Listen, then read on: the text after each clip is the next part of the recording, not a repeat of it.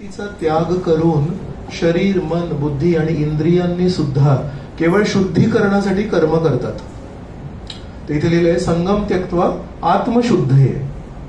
तर जो प्रगत भक्त आहे तो पण सगळं काही करतोय, कायेन मनसा बुद्ध्या इंद्रियैरपी. पण तो का करतोय? त्या सगळ्या गोष्टींमध्ये, त्या सगळ्या कार्यांमध्ये तो विचार करतोय की हे करून माझी आत्मशुद्धी होईल का. आत्मशुद्धीच्या हेतूने तो करतो. आणि या उलट श्लोक क्रमांक 12, निष्ठेने भक्ती करणारा जीव अढळ शांतता प्राप्त करतो, कारण तो आपल्या सर्व कर्मांची फळे मला अर्पण करतो. तर एक शांतता असते जेव्हा आपण या स्पीकरचा व्हॉल्यूम कमी करू. पण स्पीकरचा व्हॉल्यूम कमी करून फक्त कानाच्या पडद्यांना शांती मिळते, हृदयाला शांती नाही मिळत. पण जेव्हा आपण आपल्या जीवनामध्ये जे काही प्राप्त करतो ती परमेश्वराची कृपा समजून जेव्हा आपण ते परमेश्वराला अर्पण करतो आणि म्हणतो तूच दिलेली बुद्धी, तूच दिलेलं शरीर, तूच दिलेल्या गोष्टी, तूच दिलेलं हे विश्व, आणि त्यामध्ये मी काहीतरी कमावलंय हे पण मी तुला अर्पण करतो. आपल्यामधून कधी आपण इथे दादरला राहता, इथे जवळच एक बीच आहे ना, त्या बीचवर कधी तुम्ही बघितलं असेल की लहान मुलं कधी घर बनवतात, कधी गाड्या बनवतात. आणि अनेक वेळा मी बघितलं की मोठे आई वडील जे आहेत, वयाने मोठे आहेत, ते कधी कधी हसतात त्याच्यावर, त्याची हसवणूक करतात.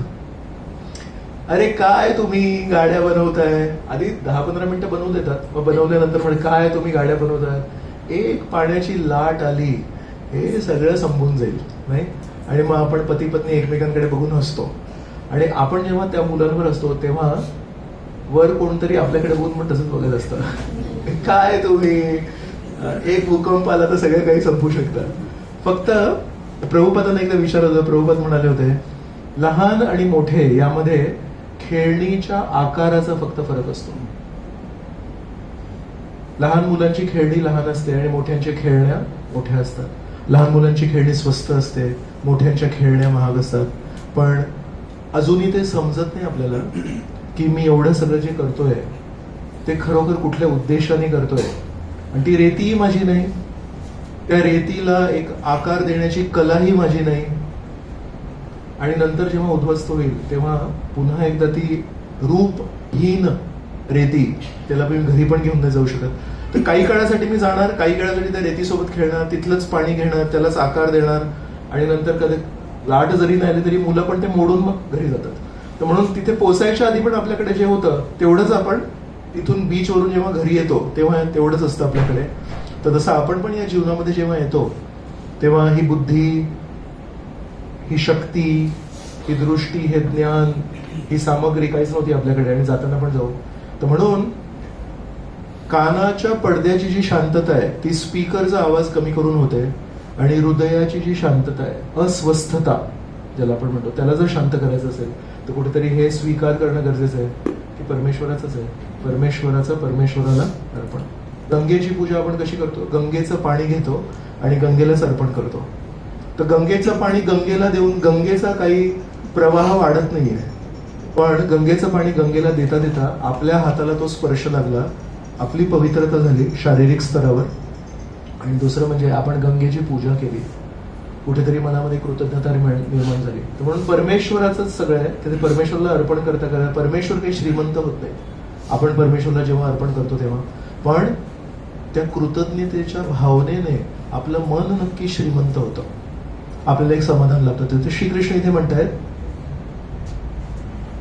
जेव्हा निष्ठेने भक्ती करणारा जीव अढळ शांतता प्राप्त करतो, कारण तो आपल्या सर्व कर्मांची फळे मला अर्पण करतो.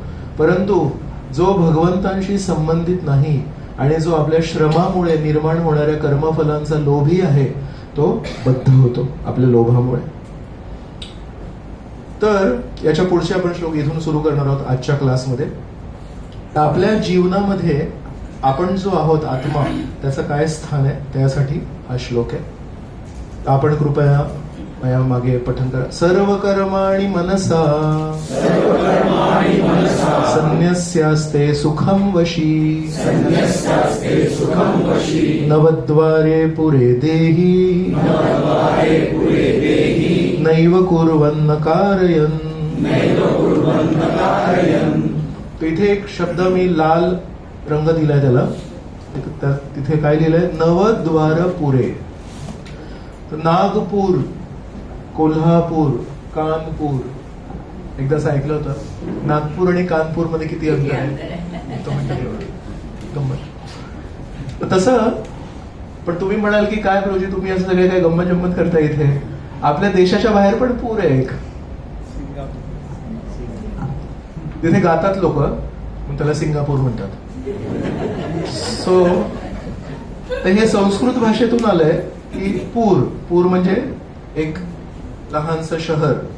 तिथे श्रीकृष्णांनी एक वेगळा शब्द वापरलाय, नवद्वार पूर.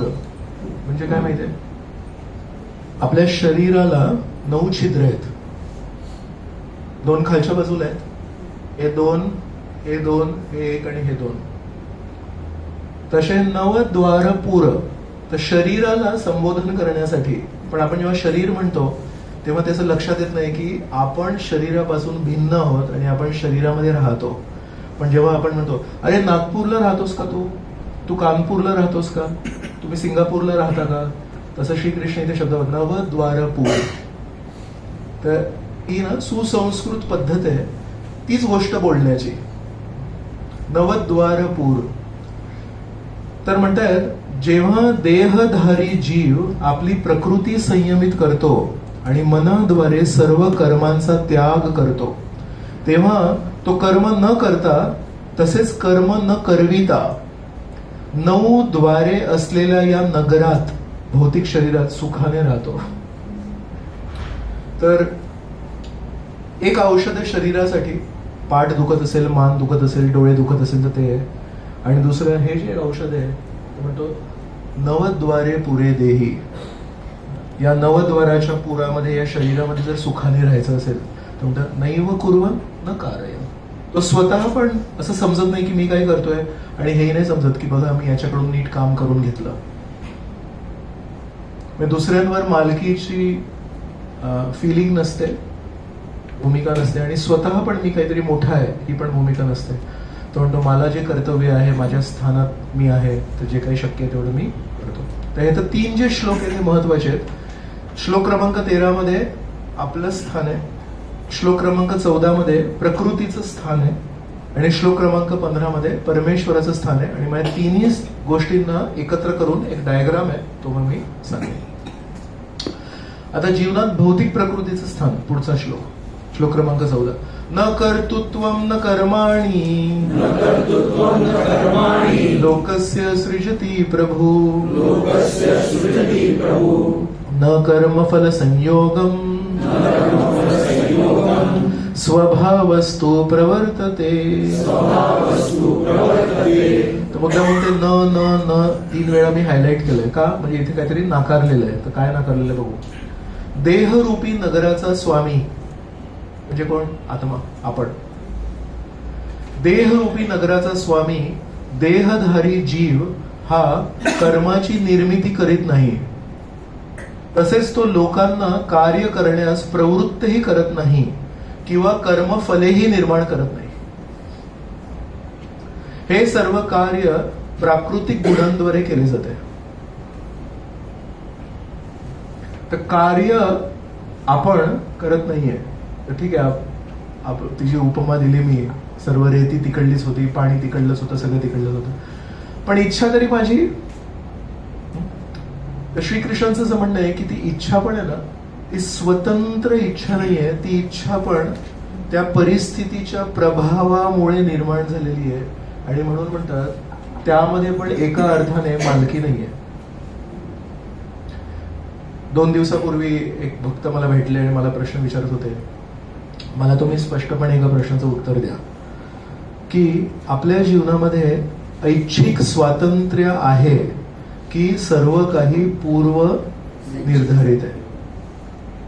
मी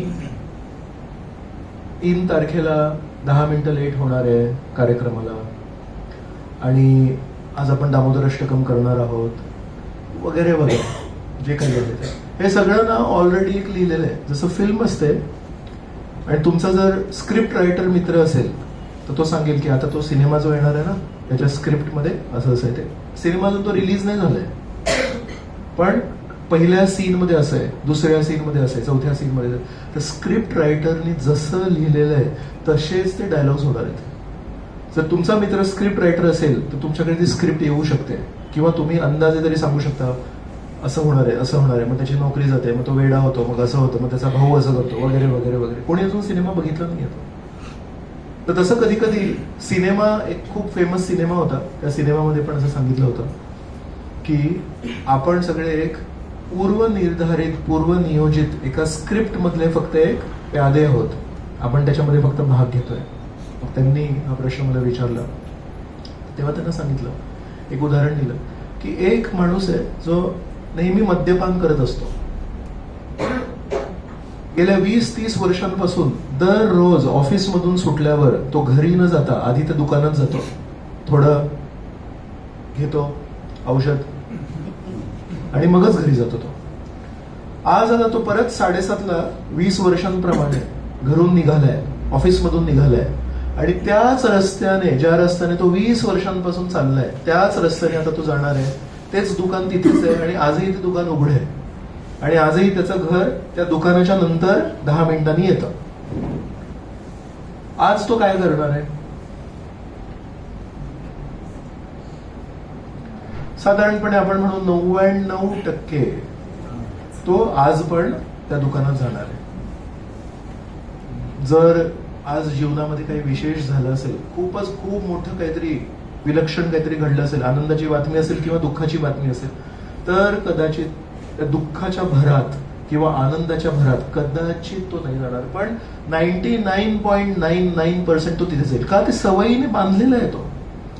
तर त्या दृष्टीने आपण सवयीने बांधलेलं होतं, त्या दृष्टीने श्रीकृष्ण इथे आपल्याला म्हणतात की कर्म करण्याची इच्छा पण जी आहे ना, ती पण स्वतंत्र इच्छा नसते. 99% अनेक वेळा सवयींनी बांधलेलो आहोत आपण.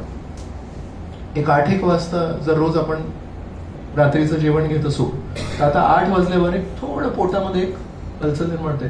पण जसं ते पोट आपल्याला एक संकेत देत आहे, तसं एक कुठली टेलिव्हिजन सिरियल असेल 8:30 वाजता रोज असते, तर इथे 8:30 वाजले की मनामध्ये एक विचार तो येऊन जातोच की अरे ती आता सिरियल चालू झाली असेल, आज मिस होणार माझं वगैरे. नाही, तशा प्रकारे तहान, आपल्यामधून किती लोक खरोखर तहान लागली म्हणून पाणी पितात, आणि किती लोक विसरतात की तहान लागली आहे, आणि मग जेव्हा दुसऱ्या कुठल्या तरी कामासाठी उठतो आपण, कदाचित दिवा लावायला, पंखा लावायला, वॉटेवर, तेव्हा आपण पाणी पितो. नाही तर आपण पाणी कधी प्यायला पाहिजे माहिती, जेव्हा तहान लागते तेव्हा. पण आपण आपल्या सवयींच्या आहारी इतकं गेलो आहोत, टीव्ही बघणं असू शकतं, दुसरं काहीतरी असू शकतं, की शरीराची ती खूप बेसिक गरज आहे पाणी पिणं. आणि कधी प्यायचं असतं? जेव्हा तहान लागलेली असते तेव्हा. तहान म्हणजे काय? शरीर आपल्याला सुचवतंय की पाणी पिणं गरजेचं आहे, पण तहान विसरून आणि दुसऱ्या कुठल्या तरी गोष्टीमध्ये बुडून आपण पाणी नाही पित. तर श्रीकृष्ण म्हणतायत, अधिकांश लोकांसाठी कर्म करण्याची इच्छा पण त्याची स्वतःची स्वतंत्र इच्छा नाहीये, परिस्थितीचा प्रभाव आहे. अरे लोक असं करतात म्हणून आपण पण करूया. आज यायला मला उशीर का झाला, मी वेळेवर निघालो होतो. तर टॅक्सीवाल्याला मी विचारलं, अरे आज एवढे का ट्रॅफिक आहे? तर म्हणतो, अरे सब लोग अभी दिवाळी के लिए निकले हैं बाहर, शॉपिंग करायला आज निघाले. बरोबर, दिवाळी आली की शॉपिंग करायचं आहे का? सगळ्यांना माहिती आहे की दिवाळी आल्यावर एक गर्दी असणार, पण तीच तर मजा आहे की जेव्हा सगळेजण शॉपिंगला निघतात तेव्हा आपण पण निघायचं, आणि घरी आल्यावर सांगतात काय गर्दी ती, सगळे जण आजच निघाले होते. अरे पण तुम्हाला माहिती होतं ना, तुम्ही एक आठवड्यात करू शकत होते. तीच तर गंमत आहे.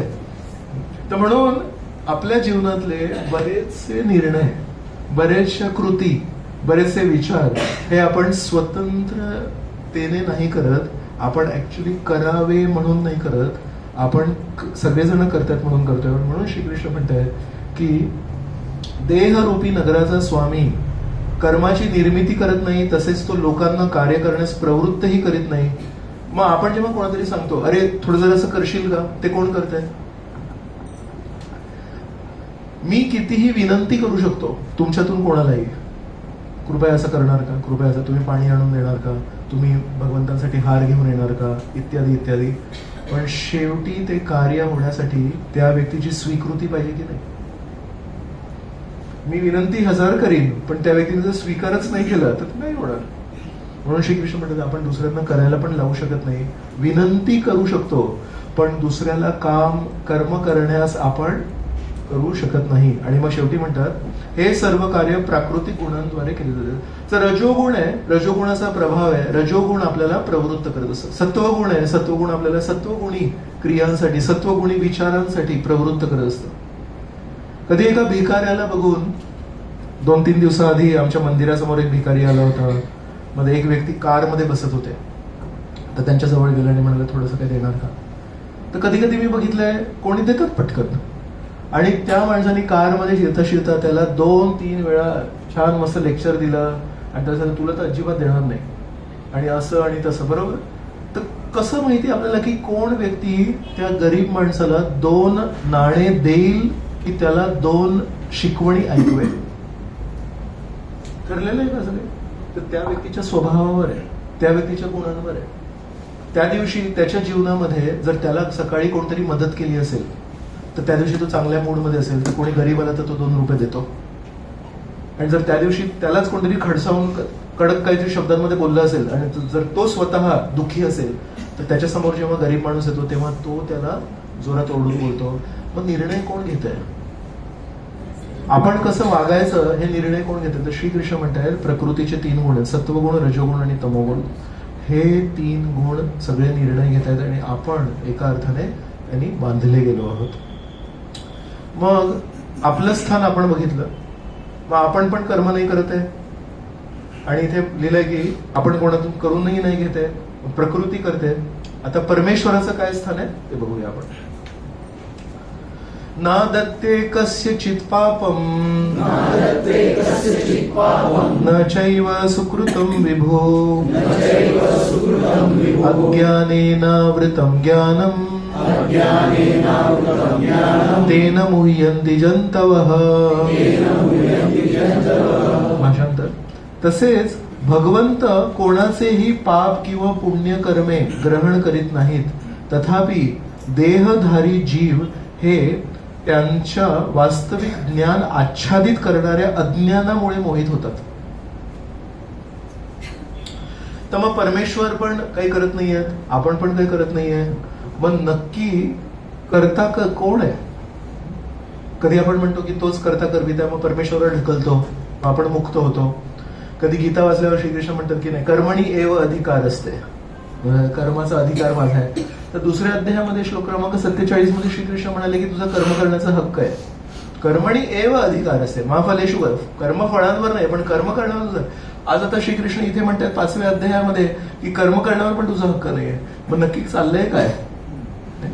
तर एक उदाहरण आहे, टॅक्सीने आलो मी, टॅक्सी स्टँडवर टॅक्सी उपस्थित होती.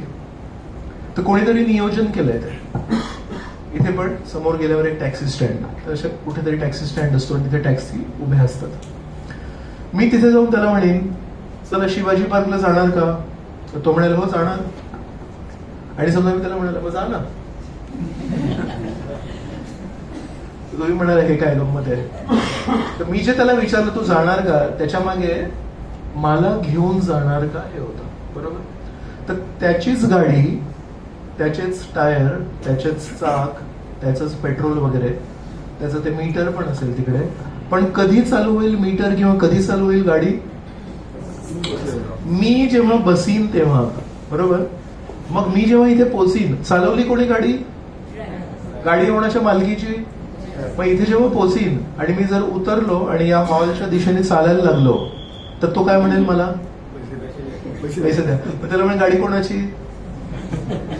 नाही तुमची गाडी जेव्हा तुम्ही चालवता तेव्हा तुम्हाला कोणी पैसे देते का. सो याच्यात थोडा विचार करा, गाडी कोणाची, तुझी, चालवली कोणी, तू, मी तर मागे बसलो होतो फक्त. आता पैसे मी कशाला द्यायचे, चला मी अर्धे देतो. तू पण प्रवास केलास की नाही, तू पण प्रवास केला, असं किती झालं बिल, अमुक, अर्धे माझे अर्धे तुझे. तो नाही साहेब तुम्हाला पूर्ण द्यायला लागतील. का बरं, मला का द्यायला लागतील पूर्ण, तुम्हाला विचारतोय. तुम्ही सांगितलं म्हणून तो आला. हा इच्छा माझी आहे आणि मी बोललो म्हणून त्यांनी ती गाडी त्या दिशेने चालवली. मी जर नसतो बोललो तर नसती चालवली गाडी. बरोबर. म्हणून कर्म जरी भौतिक प्रकृतीमध्ये स्थित आपण करतो, पाप किंवा पुण्य, पण त्याचं बिल आपल्यावर येतं. रेस्टॉरंटमध्ये गेल्यावर आपण म्हणतो काय आहे, तर तो म्हणतो वडा आहे, सांबार आहे, डोसा आहे वगैरे जे काही आहे. मग मी म्हणे चला एक मसाला डोसा घेऊन या. तो मसाला डोसा जेव्हा घेऊन येतो ते खाल्ल्यानंतर बिल मला पे करायचं आहे. तेव्हा जर मी म्हटलं शिजवलं कोणी, तव्यावर तो डोसा बनवला तुमच्याच माणसाने त्या प्लेटमध्ये घेऊन आला आणि आता माझ्यासमोर जेवलं तर मी काय करू, खाल्लं काय तू. मी तर किचन मध्ये आलो नाही, मी तर इथे नुसतं येऊन बसलोय आणि मी सांगितलं घेऊन ये. बिल कोणाला पे करायला लागतं, ज्यांनी शिजवलंय त्यांनी पे करायला लागतं का, जो त्याला वाहतो त्याला ट्रान्सफर त्याला करायला लागतं का, कोण बिल पे करतो, जो खातोय तो. मूळ काय माहितीये, खरं सांगू, ज्यांनी इच्छा केली त्यांनी. ऍक्च्युली जो खातो ते पण नाही. कधी वडील आपल्या मुलाला घेऊन जातील, मुलगा खातो पण बिल वडील पे करतात का, तर काय पाहिजे तुला, तो म्हणतो हे, तर ठीक आहे याला आणून द्या हे. नाही तर तसं इच्छा कोणी केली त्या अनुसार आहे. तर या 3 गोष्टींना समन्वय करण्यासाठी, म्हणून आपण जरी हे जे उदाहरण दिलं मी रेतीचं, पाण्याचं आणि त्यासाठी खेळणीचं उदाहरण दिलं, तरी पण या खेळणीने जर कोणाला त्रास झाला तर त्या त्रासासाठी त्या रेतीवर आरोप नाही आहेत, त्या पाण्यावर आरोप नाही आहेत, पण जर त्या रेतीने मी असं काही बनवलं असेल त्या बनवणाऱ्यावर, सृष्टीकर्त्यावर येतं. आणि त्या टॅक्सीमध्ये बसून मी म्हटलं की टॅक्सी शिवाजी पार्कला जाणार का, आणि त्या टॅक्सी स्टँडचा जो नियोजक आहे, एक टॅक्सी काय संघटना असते, चालक मालक संघटना वगैरे असते, त्याला तो म्हणेल, त्याला जर मी म्हटलं तू इथे टॅक्सी उभी केलीस, ऍक्सिडेंट झाला समजा येता येता, तू इथे टॅक्सी उभी केलीस, पण तू इथे टॅक्सी उभी केलीस म्हणून मला ती दिसली, म्हणून मी जाऊन बसलो आणि म्हणून मी प्रवास केला, आता ऍक्सिडेंट झाला मला, आता तुला भरायला लागेल. तो म्हणेल माझं काय घेणं नाही, मी फक्त अरेंजमेंट करून दिली, तुम्ही त्या अरेंजमेंटचा वापर केला, तुम्ही त्या अरेंजमेंटमध्ये बसून इकडे जायचंय तिकडे जायचं असं म्हणाले म्हणून बिल तुम्हाला भरायला लागेल, आणि ऍक्सिडेंट जर झाला असेल तुम्ही त्याच्यासाठी तुम्ही स्वतः जबाबदार. म्हणून परमेश्वराने या सगळ्या जगाची सृष्टी केली, पण परमेश्वर ना दत्ते कस्यचित पापम. आपण जरी आपण काय गरज होती, हे दुनिया बनाने वाले क्या तेरे काहे को दुनिया. मग माझ्या जीवनात जे दुःख आलंय त्याचं फळ, त्याचं कारण काय, त्याचं बिल कोणावर आहे, या गाण्यात. मी ज्या चुका केल्या, मी जे खोटं बोललो, मी जे नाटकं केले, मी जे वाईट वागलो, ते सगळं झालं, मला शिक्षा मिळाली, आणि आता फायनल बिल कोणावर आहे सांगू, जो व्यक्ती मुका आहे तो. कारण बोलणाऱ्या व्यक्तीवर जेव्हा आपण बोट दाखवतो तेव्हा तिथून एक बॅकलॅश येतो, तिथून तोंडातून ज्वाळा निघतात, बरोबर आहे. कोणी माणूस ज्याला आपण म्हणू तुझ्यामुळे हे झालं, आणि तो म्हणेल येस माझ्यामुळे झालं, आहे कोणी, एकच व्यक्ती आहे, तो मंदिरात उभा असतो. तो मूर्ती रूपामध्ये बोलत नाही, त्याने गीतेमध्ये सगळं बोललेलं आहे, पण गीता आपण वाचत नाही, म्हणून त्या मूर्ती रूपामध्ये तो अबोल आहे. सगळ्यात बेस्ट व्यक्ती आहे. सगळ्या समस्यांना जर आरोपी ठरवायचं असेल तर मुका व्यक्ती असतो ना त्याला धरायचा, याच्यामुळे झालं सगळं. बघा तो काहीच बोलत नाही. आणि न्यायाधीश जर तसाच असेल, साथ असेल आरोपीची आणि न्यायाधीशाची, तुला काय बोलायचं का तुझ्याकडून, मी बोललोय 5000 वर्षापूर्वी आधी बोललोय, काय बोलायचंय का तुला, काही आवाज नाही आला. हेन्स प्रूव्ड, सगळे आरोपीवर जे आरोप आहेत ते सगळे याचे बोल. तर दुनिया बनाने वाले. तर म्हणून जीवनात जर काही झालं तर मंदिरात जायचं, तुझ्यामुळे हे सगळं झालं नाही. तर टॅक्सीची अरेंजमेंट करणाऱ्या व्यक्तीवर आपण दोष देऊ शकत नाही, टॅक्सी चालवणाऱ्या व्यक्तीवर पण आपण दोष देऊ शकत नाही. आपण ती इच्छा केली आणि आपण त्या टॅक्सीचा वापर केला आणि आपण त्या टॅक्सी स्टँडचा वापर केला, त्या सोयी सुविधा दुसऱ्यांनी दिल्या असतील पण निर्णय आपला होता. म्हणून आपण जे काही चांगलं करतो जीवनामध्ये त्याचं पुण्याचं फळ पण आपल्याला मिळतं, आणि जर आपण काही चुकीचं केलं तर त्या पापाचं पण फळ आपल्याला मिळतं. जरी आपण या श्लोकामध्ये वाचलं की आपण करता पण नाही, आपण करविता पण नाही, तर कुठल्या दृष्टीने की आपली मालकी नाही, त्या टॅक्सीची मालकी आपली नाहीये, त्या संघटनेची मालकी नाहीये. मी सचिव पण नाही आणि मी चेअरमन पण नाही त्याचा, पण तरी पण सगळ्या सोयी सुविधा परमेश्वराने करून दिल्या, तर त्या सोयी सुविधांचा वापर कशासाठी करायचा हे मी ठरवतो. त्याच्यामुळे पाप आणि पुण्य मला लागतं. तर हे चित्र मी सांगत होतो तेव्हापासून, जीवात्मा, भौतिक प्रकृती आणि परमात्मा किंवा परमेश्वर यांचं काय नातं आहे. तर जीवात्मा इच्छा करू शकतो, इच्छा करण्यापुढे काम करवून घेण्याचं त्याच्यामध्ये शक्ती नाही, तर तो इच्छा करतो. इच्छा कुठे व्यक्त करतो? हृदयस्थित परमात्मा आहेत त्यांना इच्छा व्यक्त करतो. परमात्मा अनुमती देतात, परवानगी देतात. तुम्ही सर्व आई वडील आहात. कधी लहानपणी लहान मुलाला तुमची इच्छा होती की A for apple, B for bat हे वाचावं त्याने. सुरुवातीला जेव्हा बोलता येत नव्हतं तेव्हा त्यांनी जर म्हटलं आई मला हे पुस्तक पाहिजे, अरे आपली पण इच्छा होती तर आपण लगेच दिली त्याला. सकारात्मक इच्छा होती ती, अक्षर वाचायचे होते त्याला. कधी लहानपणी मुलं लहान असताना तुमच्या मुलांनी कधी नकारात्मक इच्छा पण कधी केल्या होत्या का? आणि तुमची इच्छा नव्हती ती इच्छा पूर्ती करण्याची, पण इतका हट्ट आणि इतकं रडणं आणि इतकं आरडाओरडी करणं की फोर्स होऊन जबरदस्तीने शेवटी तुम्ही त्याला म्हणजे घे बाबा पण शांत बस जरा, असं झालंय का कधी? Yes, okay. तर तसंच परमात्मा आहेत. आपण असं म्हणू नये अहो प्रभूजी पण आम्ही चांगली इच्छा केली तर परमात्म्याने ती परवानगी द्यावी, पण आम्ही जेव्हा चुकीच्या इच्छा करतो तेव्हा परमात्मा परवानगी का देतात? तर ते एका वडिलांसारखे आहेत. जर मुलगा दररोज चुकीच्या इच्छा करत असेल तर दोन पर्याय असतात. एक म्हणजे एक दिवशी खूप जोरदार भांडण करायचं, पूर्ण बिल्डिंगला लक्षात येतं ते आज मुलाचं आणि वडिलांचं वाजलंय म्हणून, आणि त्या दिवशी इतकं टोकाला ते भांडण होतं की तो मुलगा घर सोडून निघून जातो. आणि तुम्हाला एक समाधान मिळतं, मी माझी बाजू नाही सोडली, जे बरोबर होतं त्याला मी धरून राहिलो. पण त्याच्यानंतर त्या मुलाच्या जीवनात काय होईल जेव्हा तो घर सोडून जातो आणि बाहेरच्या जगामध्ये त्याला कोण काय करेल माहिती नाही आपल्याला. ते जे दुःख आहे ते आयुष्यभर सहन करण्याची आपली तयारी पाहिजे. दुसरी गोष्ट म्हणजे दुसरा पर्याय की दिसतंय की हा चुकीच्या गोष्टी मागतोय, चुकीची वर्तणूक करतोय, पण शेवटी मोठ्यांना सांभाळून घ्यायला लागतं. मग मोठ्यांना सांभाळून घ्यायला लागतं म्हणजे काय करायला लागतं? थोडी समजूत काढण्याचा प्रयत्न करायचा, थोडं सांगायचं असं नको करूस वगैरे. पण जेव्हा लक्ष येतं की हा एकदम जिद्दीला पेटलाय, मग तेव्हा काय करायचं? थोडं आपण नमतं घ्यायचं, आपण थोडं एक पाऊल मागे घ्यायचं. आणि जरी आपल्याला स्पष्टता माहिती आहे की हा जी गोष्ट मागतोय ती चुकीची आहे, तरी पण त्याला हृदयावर हात ठेवून परवानगी द्यायची. याचा ऍडव्हान्टेज काय? दुसऱ्या पर्यायाचा फायदा काय? मुलगा घरात राहतो. Very good. तो जो घर सोडून जाणार होता आणि तुम्हाला फक्त एक समाधान मिळणार होतं, मी सोडली नाही माझी बाजू,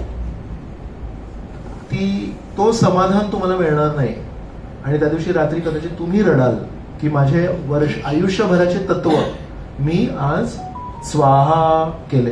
पण दुसरा एक ऍडव्हान्टेज आहे की तो मुलगा जो अनुभवी नाहीये, ज्याला जगाची पारख नाहीये, तो घराबाहेर एकटा जाणार होता आणि बाहेर त्याचं काय घडणार होतं माहिती नाही. तो कमीत कमी घरी आहे आणि 2 महिन्यांनी काही गोष्टींना काळ पण शिकवतो.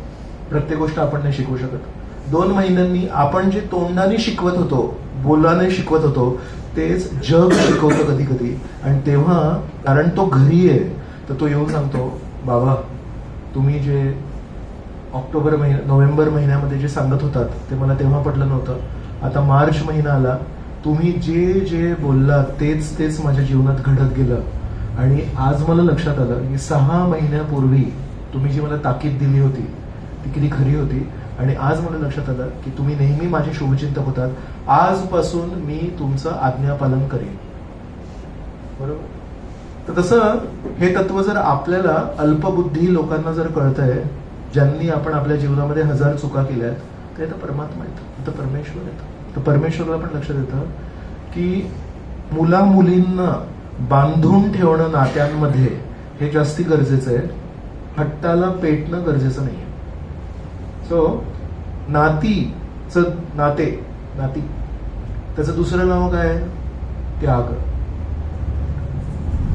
नाती ज्याला टिकवून ठेवायची असतील त्याला त्यागाची भाषा समजणं गरजेचं आहे. आणि जो त्यागाची भाषा समजत नाही तो नाती टिकवण्यामध्ये अडचणी अनुभवेल. तर सगळ्यात मोठे त्यागी व्यक्ती कोण आहेत? एवढं देतात तरी पण म्हणतात कधीतरी वाचतील. त्यांच्या नावावर खापर फोडणारे आपण आहोत. आपण आपल्या चुका करायच्या आणि नंतर म्हणतात परमेश्वराने असं का केलं आणि तसं. पण ते पण ऐकतायत, म्हणतात उद्या जेव्हा परिस्थिती याला शिकवेल तेव्हा हा म्हणेल की नाही हो, श्रीकृष्णाने जे सांगितलं होतं ते बरोबर सांगितलं होतं, मी त्याला चुकीचा अर्थ काढला, मी त्याला चुकीचं माझ्या जीवनात अंमलबजावणी केली, त्याची मी चुकलो म्हणून. नाही तर म्हणून इच्छा करणं आपलं काम आहे, परमात्म्याचं काम आहे परवानगी देणं. जर आपण चांगल्या इच्छा केल्या तर परमेश्वर आनंदाने परवानगी देतात, आणि जर आपण वाईट इच्छा केल्या तर परमेश्वर खंत भावनेने परवानगी देतात.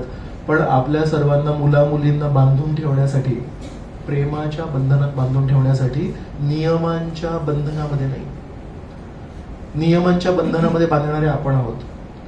श्रीकृष्ण प्रेमाच्या बंधनात बांधतात.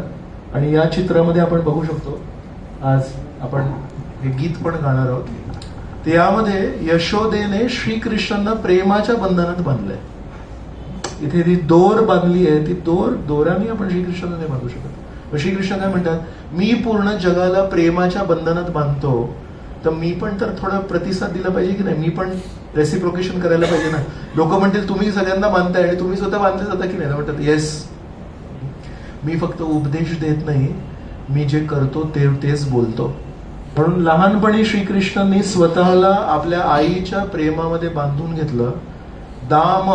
दाम म्हणजे रश्शी आणि उदर म्हणजे पोट, म्हणून गणेशाला म्हणतात लंबोदर, लांब उदर. तर म्हणून श्रीकृष्णांना त्यांच्या पोटाला एका रश्शीने बांधलं, दाम उदर, म्हणून त्या दिवशी श्रीकृष्णांना एक नवीन नाव मिळालं, दामोदर. त्याबद्दल आपण थोडंसं नंतर बोलूया. पण हे श्रीकृष्ण आहेत जे आधी स्वतः बांधले जातात आणि नंतर आपल्या सगळ्यांना बांधतात. हे श्रीकृष्ण आहेत जे आधी सहन करतात. लहानपणी भरपूर काही सहन केलं त्यांनी, त्यांच्यावर भरपूर हल्ले झाले, ते सगळे त्यांनी सहन केले. आणि नंतर अर्जुनाला म्हणतात तुझ्या जीवनामध्ये पण तुझ्या नातेवाईकांनी जे हल्ले केलेत एवढं चिडायची गरज नाहीये, सहन कर. आपल्याला वाटतं हे चांगलं आहे, मस्त, परमेश्वराचं स्थान आहे का अवेलेबल आहे का, मला त्या स्थानावर बसायचंय, कारण उपदेश देण्याची मला खूप इच्छा आहे. पण श्रीकृष्ण म्हणतात मी जे काही उपदेश दिलेत ना ते आधी जगलोय, त्याच्यानंतर मी बोलतोय. सो इच्छा करणं आपलं काम आहे, परवानगी देणं परमेश्वराचं काम आहे, पण त्या परवानगी अनुसार नियोजन करणं हे भौतिक प्रकृतीचं काम आहे. म्हणून दुर्गादेवी आहे, दुर्गादेवी काय करते, परमेश्वराकडून परवानगी स्वीकार करते आणि त्या व्यक्तीला, त्या जीवात्म्याला कशा प्रकारे नियोजन करून द्यायचंय जेणेकरून तो त्याची वाईट किंवा चांगली इच्छा पूर्ती करेल, तेवढं नियोजन करून द्यायचं काम दुर्गादेवींचं आहे, साध्य करून देणे. आजच्या क्लासमध्ये सगळं विसरलात आणि ही एक स्लाइड जरी लक्षात ठेवली तरी जीवनाचे भरपूर प्रश्न आपले सुटतील. कधी कधी संपूर्ण जो फोकस असतो, कॅमेरा असतो, तो जीवात्म्यावर असतो. मग तशा प्रकारे त्या दृष्टीने माणूस अहंकारी होतो, सगळं काही होते ते माझ्यामुळे होते. कधी फोकस असतो तो केवळ परमेश्वरावर असतो, तर त्याने काय होतं, कधी कधी आपण बेजबाबदार होतो.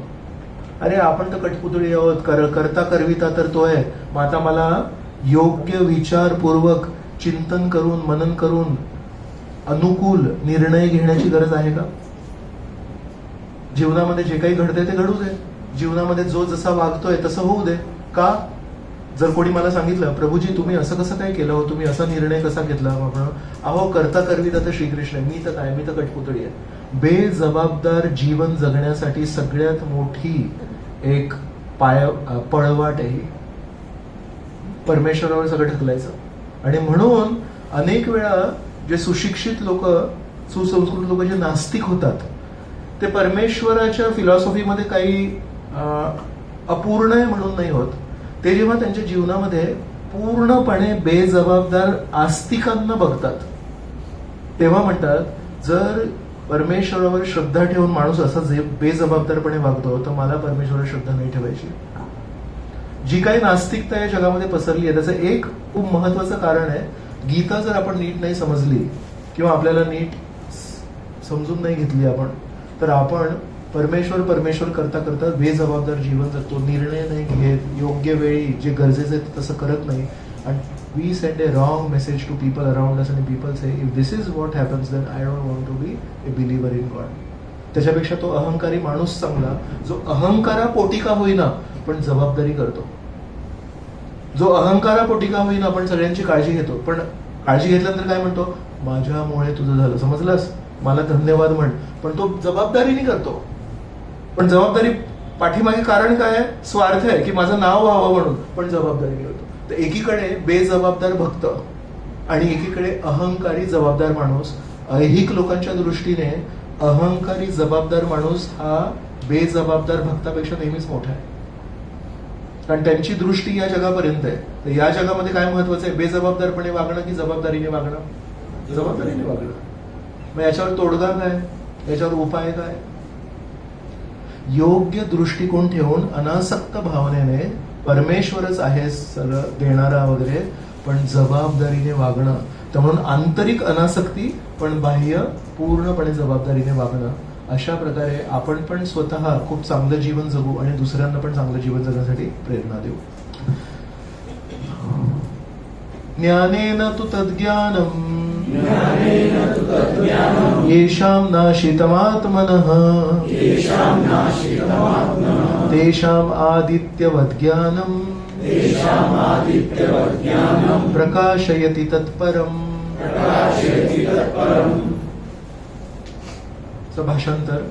परंतु पूर्वीच्या श्लोकामध्ये अज्ञानाचं आवरण याच्याबद्दल होतं, त्या पूर्वीच्या श्लोकाचं भाषांतर. तसेच भगवंत कोणाचेही पाप किंवा पुण्यकर्मे ग्रहण करीत नाहीत, तथापि देहधारी जीव हे त्यांच्या वास्तविक ज्ञान आच्छादित करणाऱ्या अज्ञानामुळे मोहित होतात.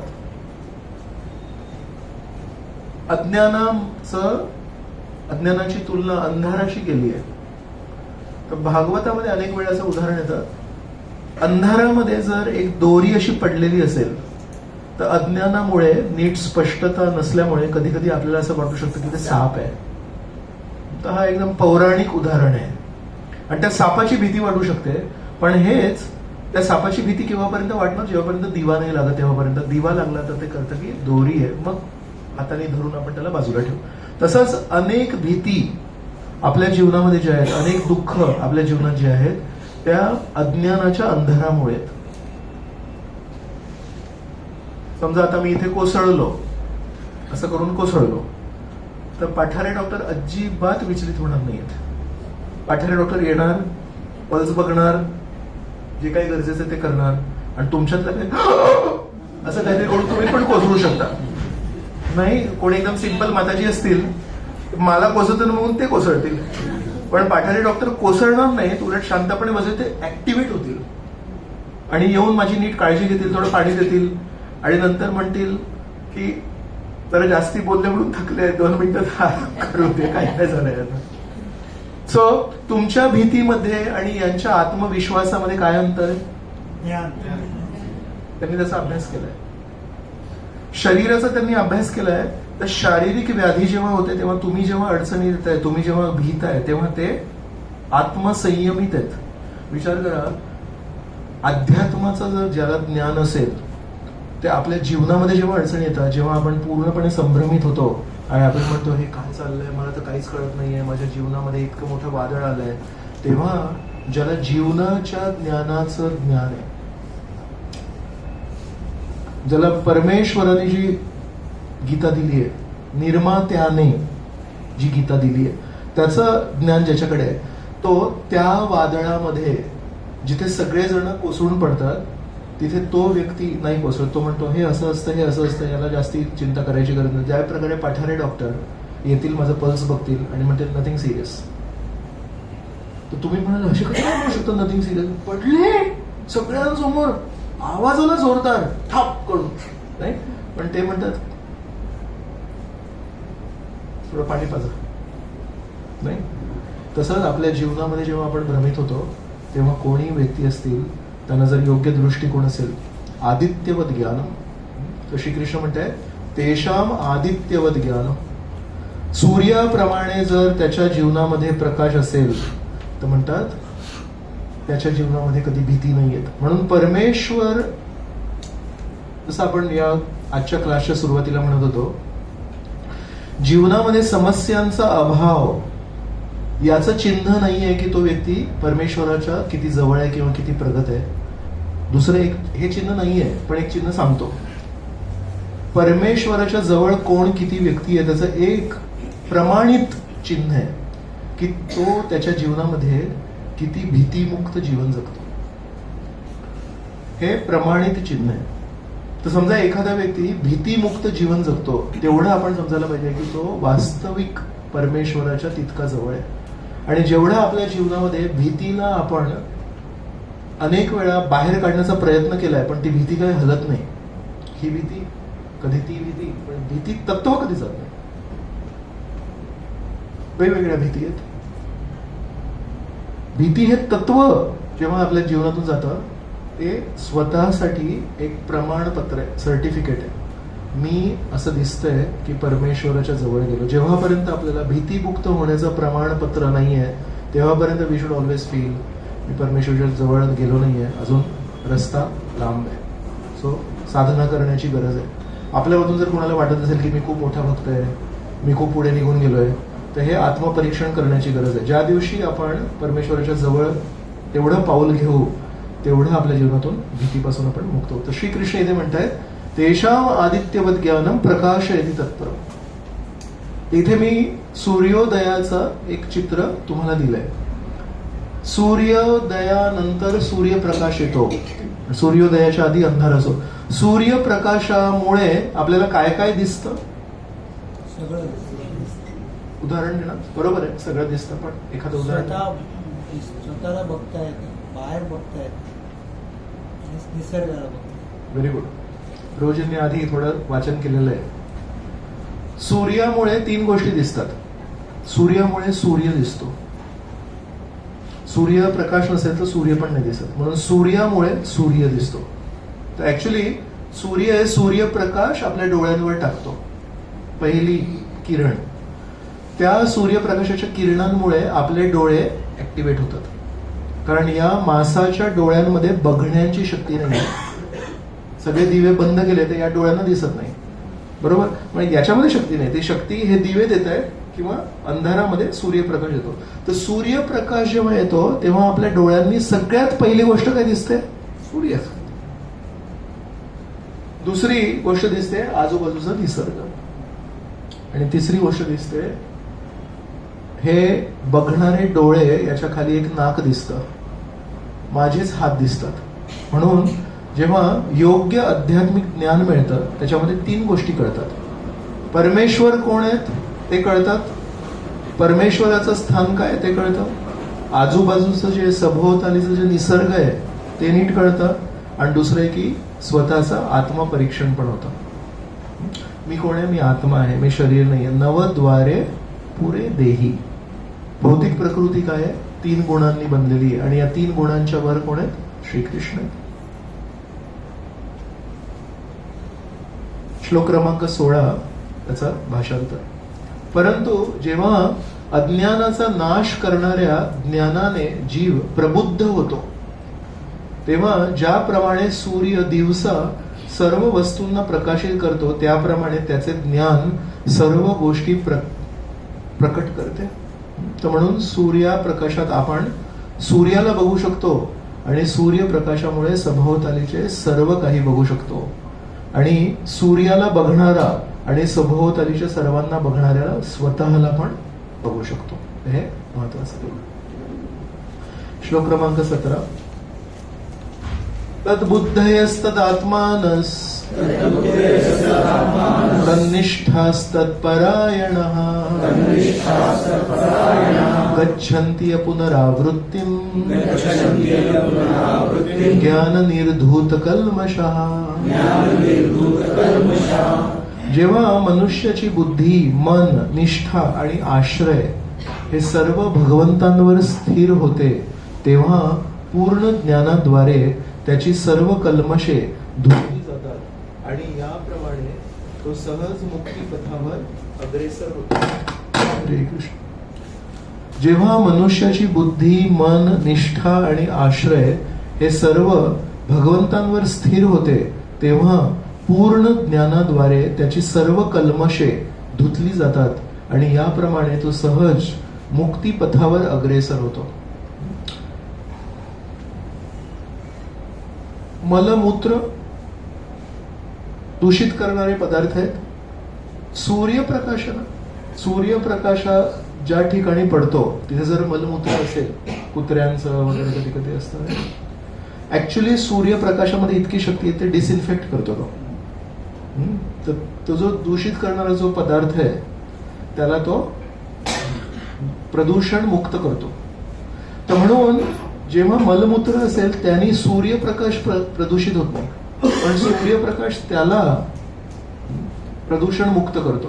तर तसंच आपल्या हृदयामध्ये बरंच काही प्रदूषण आहे. या प्रदूषण युक्त हृदयामध्ये जेव्हा तेषाम आदित्यवत ज्ञान, जेव्हा भगवद्गीतेचं ज्ञान प्रकाशित होतं, तेव्हा ज्ञान निर्धूत कल्मष, त्या ज्ञानामुळे आपल्या हृदयातील सर्व कल्मश ते पूर्णपणे नष्ट होतात आणि आपण स्वच्छ होतो.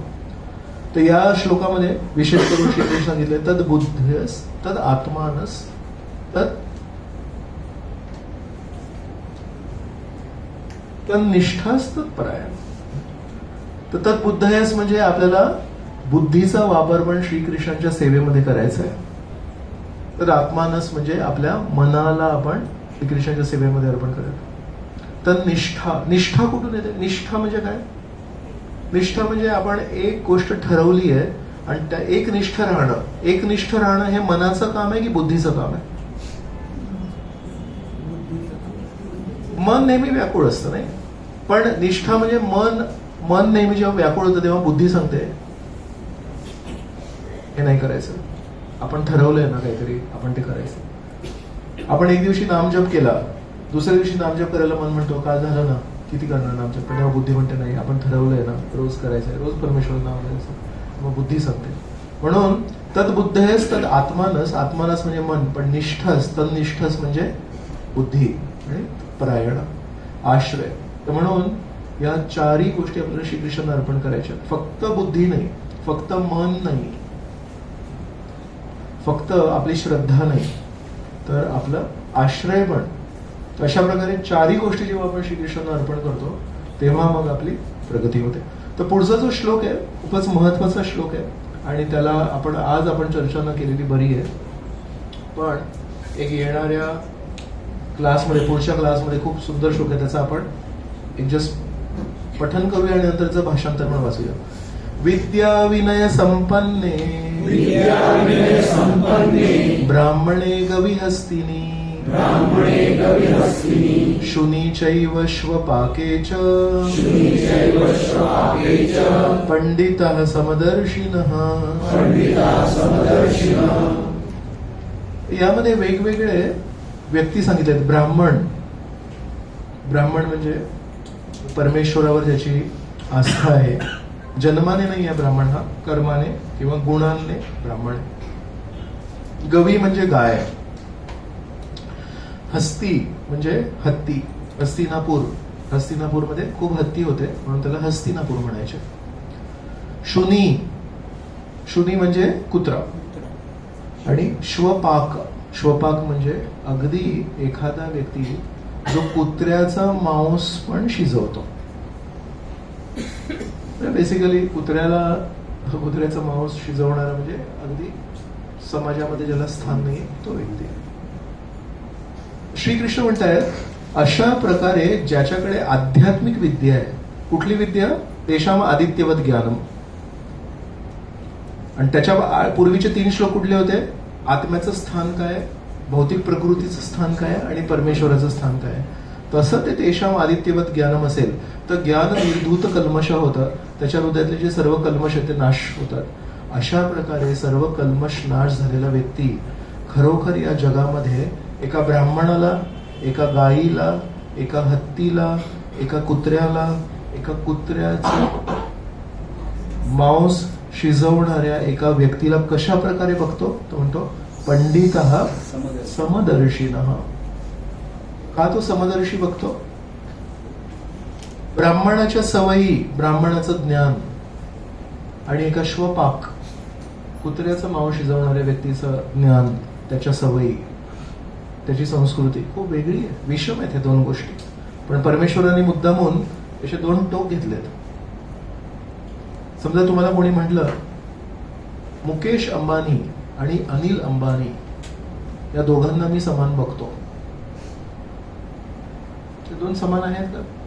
मला कोणतरी काल एक फोटो पाठवला होता, ते 2 भावांचे फोटो होते, त्याच्यामध्ये चित्र होतं आणि वर लिहिलं होतं मू, देवनागरीमध्ये लिहिलं होतं मू मराठी, आणि CASH लिहिलं होतं कॅश. मग त्याचं नाव काय लिहिलं? मुकेश. आणि इथे त्याचं नाव काय? अनिल आहे ना. तर देवनागरीमध्ये लिहिलं होतं आणि NIL नील लिहिलं होतं. सो हे खरं आहे का? मला नाही माहिती सध्याची काय परिस्थिती आहे. पण समजा कोणी म्हटलं माझ्यासाठी मुकेश आणि अनिल सम आहेत, पण आताच मी तुम्हाला विचारलं की त्यांची आर्थिक परिस्थिती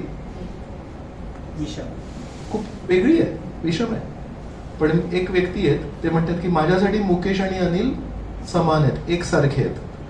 तर काय म्हणत असेल ते? कोण असू शकतो हा व्यक्ती जो असं म्हणू शकतो? वडील म्हणू शकतो. हा किती श्रीमंत आहे त्याशी माझं घेणं देणार आहे, हा किती गरीब आहे त्याशी घेणं देणार, माझी मुलं आहेत. किंवा त्यांची जर बहीण असेल तर ती बहीण म्हणू शकते हा पण माझा भाऊ आहे, हा पण माझा भाऊ आहे. भाऊ म्हणू शकतो हे दोघेही माझे भाऊ आहेत. मावशी म्हणू शकते हे दोघेही माझे इत्यादी, व्हॉटएव्हर, राईट. सो जेव्हापर्यंत आपण त्यांच्या बँक बॅलन्स कडे बघू तेव्हापर्यंत आपण त्यांना सम नाही बघू शकत. पण जेव्हा त्यांची मूळ परिस्थिती काय आहे की ते एका वडिलांचे, एका आईचे मुलगा आहेत, आणि त्या मूळ परिस्थितीवर जेव्हा आपण बघू हे दोघं भावंड आहेत. या दोघांना मी राखी बांधलेली आहे आणि आजही बांधते. ती बहीण म्हणू शकते की हे दोघं माझ्यासाठी समान आहेत, बरोबर. तसं श्रीकृष्ण या श्लोकामध्ये म्हणतायत, आपण भाषांतर वाचू. विनम्र साधू व्यक्ती यथार्थ ज्ञानाच्या आधारे विद्या विनय संपन्न ब्राह्मण, गाय, हत्ती, कुत्रा आणि चांडाळ या सर्वांना समदृष्टीने पाहते. ते काय असेल त्याच्यामागे, त्या समदृष्टी पाठीमागे कारण? नॉलेज. या श्लोकामध्ये पहिली ओळ विद्या विनय संपन्न आहे. तर काही विद्या असते या जगामध्ये असते ती विनम्रता नाही उत्पन्न करत. पण श्रीकृष्ण कुठल्या विद्येबद्दल बोलतायत? तुम्ही खूप फास्ट उत्तर देता आणि ते खूप छान आहे, पण त्याच्यामध्ये एक तोटा होऊ शकतो की लोकांना तेवढी चालना नाही मिळणार विचार करण्याची, आणि इथून जेव्हा जातील तेव्हा म्हणतील की आज काही शिकायला नाही मिळालं म्हणून. So what you are saying is right. मला PhD जेव्हा मिळाली, MD, MS, मोठ्या मोठ्या डिग्रीज आहेत ह्या, त्या दिवशी जेव्हा एखादा मुलगा, एखादा मुलगी घरी येते, आई मला PhD मिळाली, आई मला मी MS झालो, मी MD झालो, त्या दिवशी साधारणपणे विनम्रता घेऊन ती मुलं घरी येतात की काही प्रमाणामध्ये गर्व घेऊन येतात की मी शेवटी श्रेष्ठ झालो, मी माझ्या मित्रापेक्षा वर गेलो, इत्यादी इत्यादी, की येतात आणि म्हणतात आई मी ना MD झालो. आणि त्या बोलण्यामध्ये एक विनम्रतेची भावना असते. साधारणपणे काय सत्य? दोन्ही मिश्रित असतात. साधारणपणे मी जे बघितलंय की कॉलेजमध्ये कुठल्या परीक्षेमध्ये जेव्हा कुठला मुलगा पहिला येतो, मुलगी पहिली येते, तेव्हा कुठेतरी नकळतपणे जिथे एक स्पर्धात्मक वृत्ती आजच्या शाळांमध्ये, कॉलेजमध्ये येते, त्याच्यामध्ये अहंकाराची भावना असते. असा तो एक वेगळा पोज असतो, करून दाखवलं, आई मी करून दाखवलं. नाही? एक नॅचरली या व्यक्तीचा दोष नाहीये, त्या संस्कृतीचा दोष आहे, त्या पद्धतीचा दोष आहे. टीचर पण एक कुठल्याही क्लासेसमध्ये 10वी, NEET, CET, engineering entrance, medical entrance, कुठलेही जे क्लासेस आहेत त्या क्लासेसमध्ये एक स्कॉलरची वेगळी बॅच असते. तर 100 लोकांना जेव्हा ऍडमिशन देतात, मग पहिले 1-2 परीक्षांमध्ये लक्षात येतं की हे टॉपर्स आहेत, त्यांना वेगळं कोचिंग आहे. सो इमिजिएटली तिथेच सगळं ते विभाजन होतं. सो तुम्ही जर त्याच्यामध्ये नाही गेलात, so you are nobody. आणि if you go into that, then you tell everyone I was selected into that special batch. तर ती तशी संस्कृतीच बनवली आपण. पण श्रीकृष्ण काय म्हणतायत, मी ज्या विद्येबद्दल बोलतोय ते विद्यालंकार क्लासेसच्या विद्येबद्दल नाही बोलत आहे. कारण त्या विद्यालंकार क्लासेसमध्ये जी विद्या मिळते ती विनम्रता नाही करत, ती विद्या अविनय संपन्न आहे. मी ज्या विद्येबद्दल बोलतोय ते विद्या विनय संपन्न. म्हणून कोण व्यक्ती आहे तो पंडिता समदर्शी आहे, आणि जो ब्राह्मण, गवी, हस्ती, शुनी आणि शोपाकला एकत्र बघेल, त्याच्याकडे विद्या तर पाहिजे, ज्ञान तर पाहिजे, त्याला माहिती तर पाहिजे गीतेमध्ये काय आहे. पण दुसरं पण एक महत्वाचं त्याला जोड आहे. एमसील बघितलं, एमसील घरी तुम्ही 20 वर्ष ठेवलं तरी त्याला काही होत नाही. फक्त एक गोष्ट नाही करायला पाहिजे. काय नाही करायला पाहिजे? मिक्स नाही करायला पाहिजे. आणि मिक्स केल्यावर ते होणार. म्हणून आध्यात्मिक प्रगतीसाठी जर आपल्याला स्ट्रॉंग बनायचं असेल तर विद्या आणि विनय या 2 गोष्टी वेगवेगळ्या ठेवल्या तर आपण आध्यात्मिक मार्गावर कधीच पुढे नाही जाणार. विद्या आणि विनय या 2 गोष्टींना जेव्हा आपण मिक्स केलं, that is a dangerous combination. का? कारण श्रीकृष्ण म्हणतायत विद्येने साधारणपणे गर्व निर्माण होतो, आणि ज्याच्याकडे साधारणपणे विनम्रता असते तो अज्ञानामुळे विनम्र असतो. कारण घरी नेहमी त्याला तुच्छच देखतात. तू काय बोलू नको, तुला काही कळत नाही, तू लहानपणापासून नेहमी फेलच होत आलायस. तर तो विनम्र असतो. पण तो विनम्रता कशामुळे? त्याची ऐच्छिक विनम्रता नाहीये, परिस्थितीमुळे हताश विनम्रता आहे ती. पण जेव्हा एखादा व्यक्ती विद्यावान असतो आणि विद्यावान असूनही तो विनम्र असतो, त्याचा जो इम्प्रेशन आहे, त्याचा जो प्रभाव आहे, दॅट इज व्हेरी स्पेशल. म्हणून श्रीकृष्ण म्हणतायत जेव्हा एखादा व्यक्ती विद्या पण असेल आणि विनय पण असेल, या 2 गोष्टी जर असतील त्याच्याकडे, तर तसा व्यक्ती पंडितः समदर्शिना असू शकतो. फक्त विद्येने समदर्शिना नाही होऊ शकत आणि फक्त विनयाने पण समदर्शी नाही होऊ शकत, कारण त्या दोघांचे स्रोत वेगवेगळे आहेत. पण विद्या विनय संपन्न जर असेल तर या श्लोकावर आपण अजून खोल चर्चा करूया पुढच्या वेळेस. पण हे खूप महत्वाचा श्लोक आहे म्हणून आपण याच्यात चर्चा केली. आज इथे हा फोटो ठेवला, इथे यशोदा आणि दामोदरचा. तर ही एक गोष्ट आहे खूपच महत्वाची आणि आपल्याला आध्यात्मिक धडे शिकवणारी खूप सुंदर गोष्ट आहे. श्रीकृष्ण दिवाळीच्या दिवशी झोपलेत आणि यशोदा त्यांची आई विचार करते की श्रीकृष्ण यांची ख्याती जी वृंदावनामध्ये पसरली आहे ती ही आहे की अगं श्रीकृष्ण तुझा मुलगा, पण हा सगळ्यांच्या घरी चोऱ्या का करत असतो? तर कुठेतरी यशोदेला त्या दिवशी असं वाटलं, मी माझ्या स्वयंपाकामध्ये कुठेतरी कमी पडते की काय, किंवा मी आतापर्यंत जे काही स्वयंपाक करत होती, मिठाई वगैरे करत होती, ते माझ्या मोलकरणींना सांगत होती. तर आज मी दिवाळीच्या दिवशी श्रीकृष्णांसाठी स्वतः काहीतरी लोणी बनवते आणि स्वतः काहीतरी मिठाई करते. पण त्या दिवशी यशोदा पहाटे लवकर उठते आणि दह्याला घुसळत असते आणि त्यातून लोणी काढत असते. मग श्रीकृष्ण जेव्हा केव्हा उठतात, रोज त्यांना शेजारी आईची सवय असते. आज बरोबर दिवाळीच्या दिवशी त्यांच्याकडे आई नाही. मग आईला शोधत शोधत आईकडे येतात. मग आईचं जे पदर आहे ते असं खेचतात. तर आई तर श्रीकृष्णांसाठीच लोणी घुसळत असते, तर ते पण श्रीकृष्णांसाठी. आणि आता श्रीकृष्ण स्वतः येऊन पदर खेचतात, ते पण श्रीकृष्ण, तर सगळ्या श्रीकृष्णांसाठीच आहे. मग काय करायचं आता? श्रीकृष्णांना जवळ घ्यायचं की श्रीकृष्णांना सांगायचं थांब मी तुझ्यासाठीच लोणी करते. काय करायचं? थांब तुझ्यासाठी मी लोणी करते. पण यशोदेनी काय केलं? यशोदा आई होती, वडील नव्हते. यशोदेनी म्हटलं लोणी मी नंतर पण करू शकते, पण श्रीकृष्णांना जवळ घेणं गरजेचं आहे. तर ते लोणी ठेवलं, श्रीकृष्णांना जवळ घेतलं आणि श्रीकृष्णांना स्वतःने प्रेम पाजू लागले. तेव्हा त्यांना मध्येच आठवलं, मी दूध उकळायला ठेवलं होतं आणि ते दूध जे उकळत होतं त्यांनी जो काही पेढा बर्फी जे काही बनणार होतं ते कोणासाठी होतं? श्रीकृष्णांसाठी होतं. आधीचं लोणी कोणासाठी होतं? श्रीकृष्णांसाठी. आता श्रीकृष्णांना जवळ घेतलं ते कोणासाठी? श्रीकृष्णांसाठी. आणि ते दूध जे तिथे उकळायला ठेवलं ते कोणासाठी आहे? श्रीकृष्णांसाठी. आता प्रसंग प्रथम श्रीकृष्ण पदर खेचत होते आणि ते लोणी खेचत होते. त्याच्यामध्ये काय झालं? निर्णय काय घेतला? लोणी नंतर करू शकते, आधी जवळ घ्यायला पाहिजे. आता प्रसंग दुसरा, श्रीकृष्णाला जवळ घेतले आणि त्यांना दूध पाजताय यशोदा. आणि ते करताना लक्षात आलं की अरे त्या गॅसवर, सॉरी त्या चुलीवर, त्या चुलीवर दूध ठेवलंय आणि ते उतू चाललंय. ते दूध पण श्रीकृष्णासाठी आणि स्वतःचे दूध पाजतात ते पण श्रीकृष्णासाठी. आता काय करायचं? प्रसंग दुसऱ्यामध्ये दूध चुलीवरून काढायचं.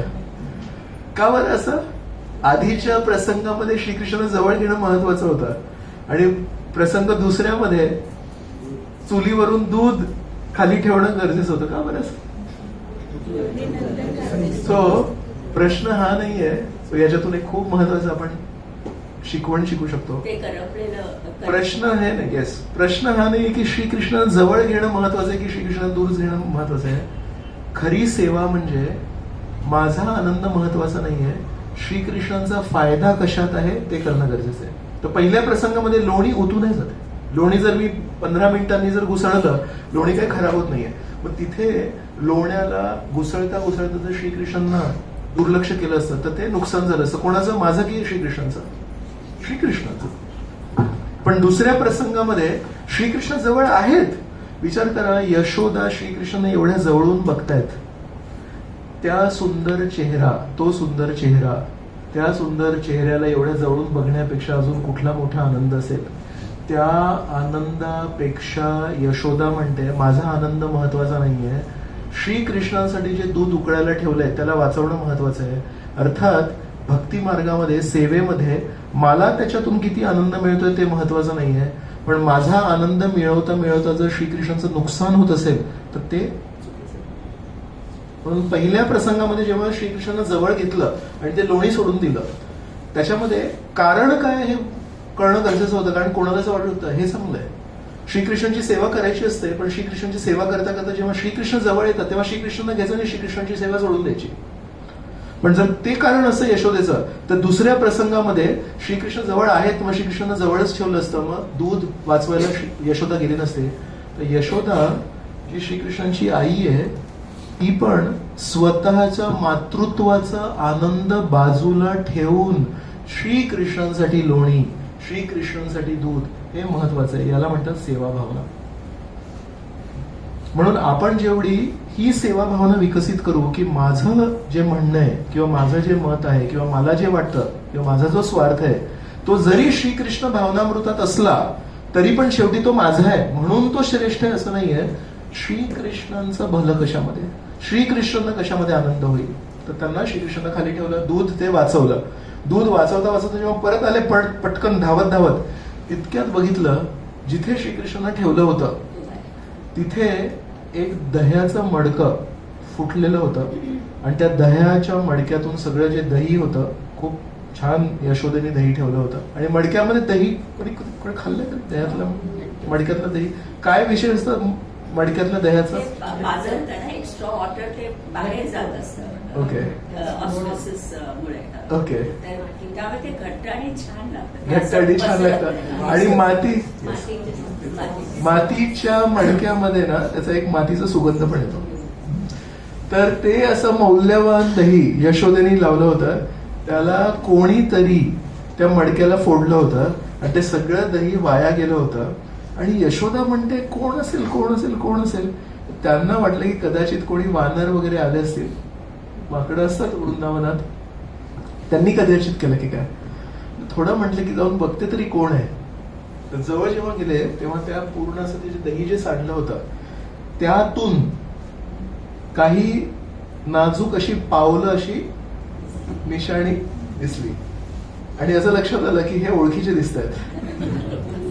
लहानसे होते आणि त्या दह्यामध्ये पाऊल ठेवल्यानंतर जेव्हा आपण जमिनीवर पाऊल ठेवतो तेव्हा ते अशा दह्याचं तर पाऊल होतं. मग त्याला लक्षात आलं काय, तर यशोदेला वाटलं कसला राग हा, एवढस आपण म्हणतो ना मूल आहे लहानस आणि राग किती.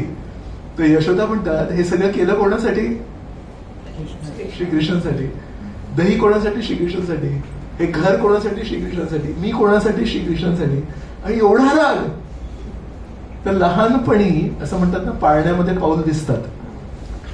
तर काही आचार्य म्हणतात यशोदा इतकी प्रेमळ आहे. यशोदा म्हणते आधीच संपूर्ण गावामध्ये याचं नाव पसरलंय की हा चोरटा आहे म्हणून, सगळीकडे चोरी चोरी चोरी करतो. म्हणतात हेच जर नाव याचं राहिलं तर उद्याची लग्न कोण करणार आहे. श्रीकृष्ण आहेत लहानशे 5-6 वर्षाचे असतील आणि यशोदा लग्नाचा विचार करते आणि म्हणते याच्याशी लग्न कोण करणार, चोर आहे हा याची. तर त्याला लग्नाच्या वयामध्ये अडचणी येऊ नयेत म्हणून त्याला शिस्त लावणं गरजेचं आहे. म्हणून यशोदेने हातामध्ये काठी घेतली आणि म्हणजे आज याला शिस्त लावायला लागेल. पण शिस्त लावण्या पाठीमागे काय आहे भावना, त्याचं नावच आहे. लोणी घुसळण्यामागे काय भावना होती, जवळ घेण्यामध्ये काय भावना होती, दूध उकळतं दूध वाचवण्यामध्ये काय भावना होती. तसंच हातात काठी घेण्यामागे काय भावना आहे, श्रीकृष्णाचं भलं. मग अशा प्रकारे हळूहळू अगदी नाजूक पावलांनी श्रीकृष्णांना शोधत शोधत यशोदा हातात काठी घेऊन चालली आहे.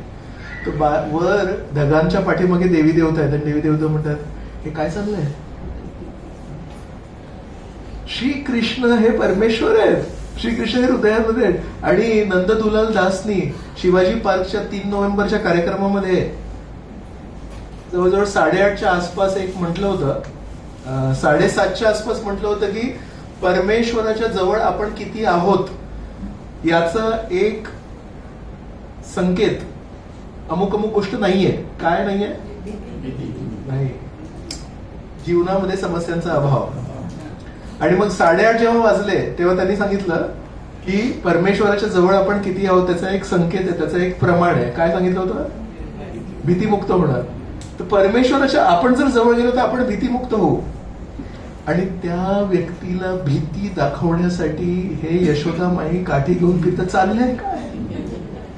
ज्या व्यक्तीचं नामस्मरण करून प्रल्हाद हा भीतीमुक्त झाला, ज्या परमेश्वराचं नामस्मरण करून एकटे हनुमान रावणाच्या लंकेमध्ये जाऊन स्वतः पण भीतीमुक्त झाले आणि त्यांना भीती निर्माण केली, त्या परमेश्वराच्या हृदयामध्ये भीती निर्माण करण्यासाठी ही यशोदा आतुर आहे. यशोदेचं स्थान काय आहे, यशोदा आहे कोण, असे देवी देवता विचार करतात. आणि यशोदा अशी काठी घेऊन दुसऱ्या कमऱ्यामध्ये गेली. दुसऱ्या कमऱ्यामध्ये एका लाकडाची उखळ होती, त्याच्यामध्ये यशोदा मसाले कुटायची. त्याला धरून श्रीकृष्णाशी उभे झाले होते आणि त्यांनी वरून टांगलेलं एक मडकं होतं त्याला फोडलं होतं. त्याच्यातून भरपूर भक्षण केलं होतं, दही. त्याच्यासाठी आचार्य म्हणतात श्रीकृष्णाच्या मनामध्ये नेहमी एक भावना होती, गतजन्मी मी या वानरांकडून भरपूर सेवा घेतली होती आणि तेव्हा त्यांना देऊ नव्हतो शकलो. तर आपण कधी कधी आपण केलेली सेवा विसरतो पण श्रीकृष्ण कधी विसरत नाहीत.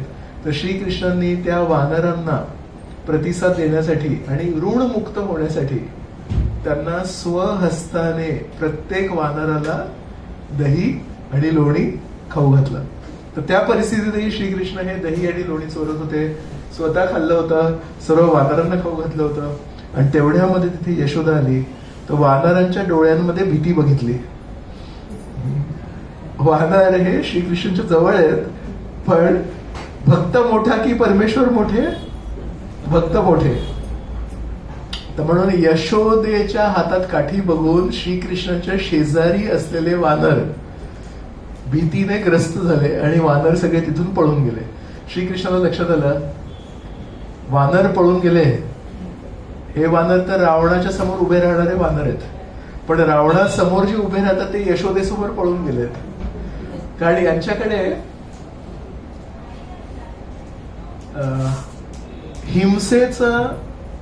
हिंसेचे शस्त्र नाही आहेत, यशोदेकडे प्रेमाचे शस्त्र आहेत आणि प्रेमाचा नेहमी विजय होतो. तर प्रेमाशी कधी युद्ध नाही करायला पाहिजे, प्रेमाचा नेहमी विजय होतो. तर म्हणून श्रीकृष्ण पण तिथून लगेच उडी मारली आणि पळाले तिकडून. आता हे दृश्य चाललंय की श्रीकृष्ण समोर पळतायत आणि यशोदा त्यांच्या पाठीमागे काठी घेऊन पळते आणि सकाळपासून ते संध्याकाळपर्यंत त्या लहानशा श्रीकृष्णांनी यशोदेला खूप पळवलं आणि सगळे दास दासी विचार करतात चालली काय. श्रीकृष्ण पळतायत, यशोदा पळते, मग यशोदा थकल्यावर श्रीकृष्णाला पण थोडा आराम मिळतो. परत यशोदा जेव्हा उभी होते तेव्हा श्रीकृष्ण पळते. सकाळपासून सूर्योदयापासून सूर्यास्तापर्यंत श्रीकृष्ण पळते, मागे काठी घेऊन यशोदा पळते. असं करता करता यशोदेला श्वेतबिंदू घाम फुटला आणि त्याच्या केसांवर जेवढे मल्लिकाची फुलं होती, मालती फुलं होती, ते सर्व खाली पडली. त्या मालती फुलांनी विचार केला, आमच्या सृष्टीकर्त्याला यशोदा त्रास देते. आजपर्यंत आम्हाला असं वाटायचं की आमच्या सृष्टीकर्त्याला यशोदा प्रेम देते म्हणून आम्ही तिची सेवा केली. केसांमध्ये आम्ही गजरा म्हणून होतो. आज लक्षात आलं, आमची जी सेवा करणारी व्यक्ती आहे, आम्ही ज्यांची सेवा करत होती व्यक्ती आहे, ते श्रीकृष्णांच्या विरुद्ध गेलेत. मग आता श्रीकृष्णांच्या विरुद्ध गेलेत, मग अशा व्यक्तीची आम्हाला सेवा नाही करायची. तर त्यांनी सगळ्यांनी उड्या मारल्या इथून. त्या गजरातल्या फुलांनी तिथून त्याग केला. आम्हाला या व्यक्तीसोबत नातं आता नाही ठेवायचं. श्रीकृष्णांनी जर नंतर प्रश्न विचारला, काय रे त्या दिवशी तुम्ही कोणाच्या डोक्यावर गजरा म्हणून होतात? ज्या व्यक्तीने मला भीती निर्माण केली त्या व्यक्तीच्या डोक्यावर. ते म्हणाले आमची ती खबर होईल म्हणून सगळ्यांनी उड्या मारल्या आणि तो गजरा जो होता तो सगळा खाली पडला. आणि अशा परिस्थितीमध्ये श्रीकृष्णांनी बघितलं की मला चांगले संस्कार पडावे, माझं चांगलं नाव व्हावं, मला चांगली शिस्त लागावी. आणि जर अशा प्रकारे शिस्त दाखवली ना तर कधी कधी मुलं घर सोडून पळून जातात. तर वृंदावनाच्या बाहेर जंगल होतं आणि जंगलामध्ये जर श्रीकृष्ण पळून गेले तर तिथे हिंसक पशु होते. तर त्यांना शिस्त लावणं पण गरजेचं होतं, पण त्यांना जंगलात जाण्यापासून वाचवणं पण गरजेचं होतं. म्हणून यशोदा छडी घेऊन फिरत होती. तर शेवटी त्यांच्या चेहऱ्यावर ते परिश्रम बघून श्रीकृष्ण थांबले आणि यशोदेने श्रीकृष्णाला धरलं. आणि मग यशोदेने काय केलं असेल, एक दोरी घेतली, ती बांधायचा प्रयत्न केला पण ती कमी पडली. तर ते म्हणतात 2 बोटांची जेवढी रुंदी आहे तेवढी कमी पडली. मग यशोदा म्हणाली, आमच्याकडे तर गायी खूप आहेत आणि गायींना बांधण्यासाठी दोऱ्या पण खूप आहेत, अजून एक दोरी घेऊन ये का. ती बांधली, परत ती दोरी अशी जेव्हा गोल बांधली, बरोबर तेवढेच 2च बोट कमी होती. अजून अजून अजून म्हणजे घरातल्या जितक्या दोऱ्या होत्या त्या सगळ्या आणल्या, त्या बांधायचा प्रयत्न केला, पण नेहमी 2 बोट कमी पडायचे. तर याच्यासाठी आचार्य म्हणतात 2च बोट का, तर म्हणतात परमेश्वराला जर बांधायचं असेल तर 2 गोष्टी लागतात. एक म्हणजे आपले प्रयत्न आणि दुसरं म्हणजे परमेश्वराची स्वीकृती. तर इथे यशोदेचे प्रयत्न भरपूर झाले सूर्योदयापासून सूर्यास्तापर्यंत, पण श्रीकृष्णाची स्वीकृती अजून झालेली नाहीये. ती होण्यासाठी मग यांची दोरी, त्यांची दोरी, ही दोरी, ती दोरी, झालं सगळं, काही झालं ना त्याच्यामुळे. आणि यशोदा असं कसं काय शक्य आहे, असं कसं काही दोरी होत नाही. मग शेवटी त्यांनी जे केस बांधले होते तिथे हेअर बँड किंवा रिबन असते ना, रिबन घेतली, ती रिबन बांधली, त्यांनी पण नाही. तर आतापर्यंत सगळी खबर पसरली होती की यशोदा आज श्रीकृष्णांना बांधते, ज्या श्रीकृष्णांना या पूर्ण गावामध्ये कोणी बांधू नाही शकलंय आणि त्यांना धरलंय. तर तेव्हापर्यंत राधा पण तिथपर्यंत आली होती. मग यशोदेच्या चेहऱ्यावर जी एक चिंताग्रस्त परिस्थिती होती की याला बांधायचं कसं, याला शिस्त कशी लावायची, ती बघून यशोदेने राधाला विचारलं, तू काही मदत करशील का माझी. तर राधाने पण केस बांधले होते, ती जी हेअरबँड किंवा रिबन होतं ते रिबन त्यांनी यशोदेला दिलं. त्या हेअरबँडला घेऊन किंवा त्या रिबनला घेऊन जेव्हा यशोदेने त्याला केलं आणि जेव्हा तेव्हा बांधलं तेव्हा श्रीकृष्ण बांधले गेले. तर म्हणून 2 बोट म्हणजे आपले प्रयत्न आणि दुसरं म्हणजे श्रीकृष्णाची स्वीकृती. तर श्रीकृष्णाची स्वीकृती कधी झाली, जेव्हा प्रेमाच्या एका धाग्याने श्रीकृष्णांना बांधण्यात आलं. तर ते हे चित्र इथे यशोदेने श्रीकृष्णांना बांधलं. आणि श्रीकृष्णांचा चेहरा जेव्हा आपला हा आजचा क्लास संपेल तेव्हा जवळ येऊन बघा, श्रीकृष्णांच्या चेहऱ्यावर खरोखर भीतीचं वातावरण आहे. आणि हे नाटक नव्हे. त्यांना खरोखर वाटतंय आज आईकडून मला काय मिळणार, आणि जर आईला मी उलट उलट काहीतरी उत्तरं दिले तर उद्या जर आईने माझ्यासाठी जेवण नाही बनवलं तर मी खाणार काय. मी सगळ्यांना खाऊ घालतोय, भरता भोगता महेश्वर, पण मी काय खाणार. मला शेवटी श्रीकृष्ण यशोदेचं प्रेम पाहिजे म्हणून. तर याला म्हणतात दामोदर लीला. आणि साधारणपणे आपण आपल्या जीवनामध्ये संपूर्ण जीवन बंधनमुक्त होण्यासाठी प्रयत्न करत असतो. आपण किती मोठे झालो हे कसं ठरणार की मी किती बंधनातून मुक्त झालो. आपण म्हणतो ना या व्यक्तीचं माझ्यावर ऋण आहे. कधी आर्थिक ऋण असेल, कधी भावनिक ऋण असेल, किंवा दुसरं काही ऋण असेल. आयुष्यभर ऋण दुसऱ्यांचं आपल्यावर ठेवणं हे चांगलं की वाईट.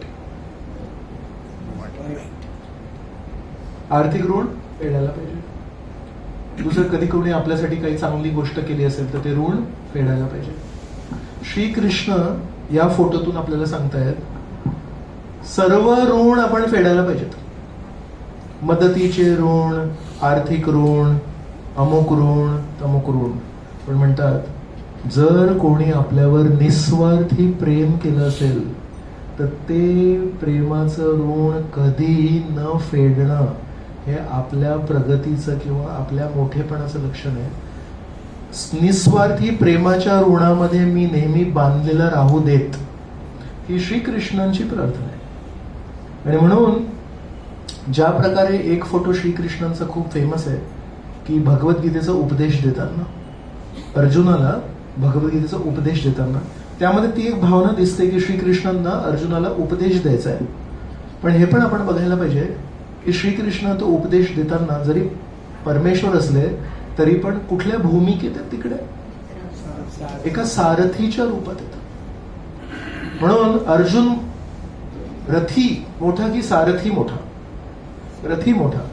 तर श्रीकृष्ण भगवद्गीतेचं दिव्य ज्ञान देताना पण आपल्याला सांगतायत मी निस्वार्थी प्रेमाच्या बंधनामध्ये बांधले गेलेलो आहे.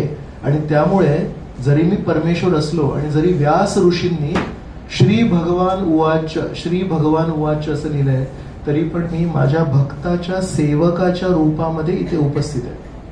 गीता बोलतोय जी कोणी नाही बोलू शकत, पण माझी भूमिका काय आहे? निस्वार्थी प्रेमाचा ऋणी आहे मी. अर्जुनाने माझ्यासाठी भरपूर काय काय केलंय आणि त्या ऋणाची परतफेड करण्यासाठी आज मी इथे ऋणी आहे. आणि ते जे चित्र आहे ना माझं, मी ऋणाची परतफेड करताना बांधले गेलेलो आहो, हे चित्र तुम्ही गीतेच्या मुखपृष्ठावर टाका. लोक इथे वाचतील श्री भगवान उवाच आणि ते म्हणतील हे भगवान की हे भगवान. जे सेवा करतात ते भगवंत की ज्यांची सेवा होते ते भगवंत. मग आपण म्हणू नाही हे वेगळे भगवंत आहेत. हे असे भगवंत आहेत जे सेवा स्वीकारत नाहीत, हे असे भगवंत आहेत जे सेवा देण्यामध्ये आनंद करतात. म्हणून हे जे श्रीकृष्ण आहेत आणि हे जे श्रीकृष्ण आहेत हे दोघं एकच कृष्ण आहेत. ते म्हणतात काय?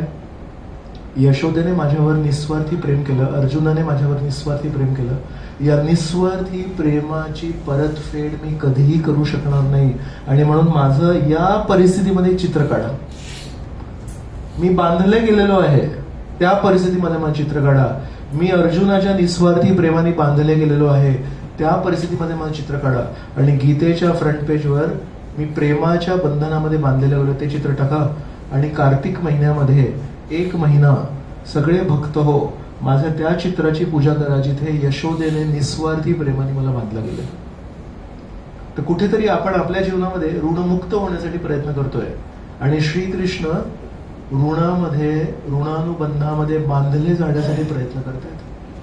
फक्त नक्कीच आपण ज्या परिस्थितीमध्ये ऋणमुक्त होण्याचा प्रयत्न करतोय आणि श्रीकृष्ण ज्या परिस्थितीमध्ये ऋणानुबंधामध्ये बांधले जाण्याचा प्रयत्न करते परिस्थिती वेगळी आहे. आपण आपल्या जीवनात पण जर कोणी निस्वार्थी प्रेम केलं असेल तर त्या ऋणानुबंधामध्ये बांधले जाण्यासाठी आपण तयारी केली पाहिजे आणि ते आपल्या सज्जनतेचं लक्षण आहे. तर या जगामध्ये कदाचित कोणी व्यक्ती भेटला असेल किंवा नसेल भेटला, पण परमेश्वराने आपल्यावर निस्वार्थी प्रेम केलंय. तर म्हणून आपण आज हे गीत गायल्यानंतर श्रीकृष्णाने एक प्रार्थना करू शकतो की हे श्रीकृष्ण, निस्वार्थीपणे 5000 वर्षापूर्वी जेव्हा माझा जन्म पण नव्हता झाला तेव्हा माझ्यासाठी तू एक खूप सुंदर उपदेशांचा संग्रह सोडून गेलास. तर तुझं माझ्यावर नक्कीच निस्वार्थी प्रेम आहे. तर या जीवनात माझं पण तुझ्या प्रती निस्वार्थी प्रेम निर्माण होऊ दे आणि या अशा ऋणानुबंधामध्ये मी पण बांधले जाऊ दे, याची आपण आज एक प्रार्थना करू शकतो. आणि त्यासाठी आपण दामोदर अष्टकम आहे, ते आपण गाणार आहोत. तर सगळ्यांकडे आहे दामोदर अष्टकम?